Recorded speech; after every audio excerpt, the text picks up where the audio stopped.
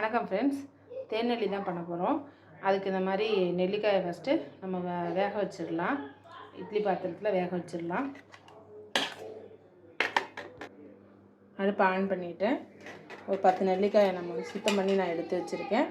அதை அப்படியே நம்ம இப்படி இந்த மாதிரி போட்டு வேக வச்சிடலாம்.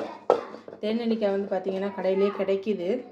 இருந்தாலும் நம்ம வீட்டில் செஞ்சு சாப்பிடும்போது நல்லது, நமக்கு நல்லா சுத்தமாக பண்ணிக்கலாம்.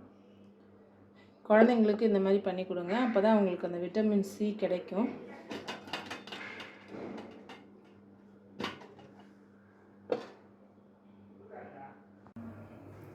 இப்போ நல்லா வெந்துருச்சுங்க ஃப்ரெண்ட்ஸ். இதை வந்து பார்த்திங்கன்னா நம்ம அந்த விதையை எடுத்துகிட்டு நம்ம அந்த சதப்பத்தை வந்து நம்ம ஒரு கண்ணாடி பாட்டிலில் தேனை ஊற்றி நல்லா ஸ்டோர் பண்ணி வச்சிட்டோம்னா ரொம்ப நாளைக்கு அது கெடாது. கண்ணாடி பாட்டிலில் தான் ஸ்டோர் பண்ணணும். அதை எப்படி பண்ணலான்னு பார்க்கலாம் வாங்க.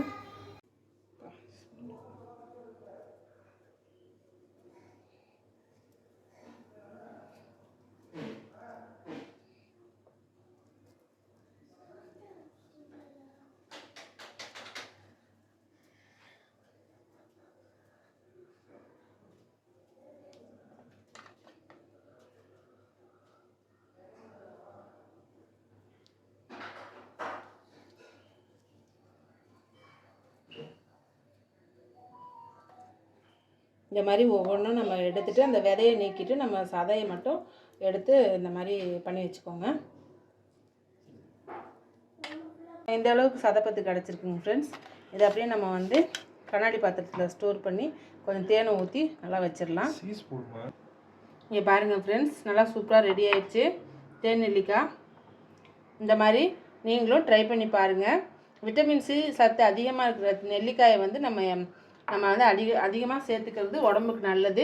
குழந்தைங்க நெல்லிக்காய் சாப்பிடாத குழந்தைங்க வந்து இந்த மாதிரி கொடுக்கும்போது ரொம்ப விரும்பி சாப்பிடுவாங்க. இந்த வீடியோ பிடிச்சா லைக் பண்ணுங்கள், ஷேர் பண்ணுங்கள், கமெண்ட் பண்ணுங்கள். கூடவே அந்த பெல் ஐக்கானை கிளிக் பண்ணிக்கோங்க. அப்போ தான் நான் போடுற வீடியோஸ்லாம் உங்களுக்கு நோட்டிஃபிகேஷனில் வரும்.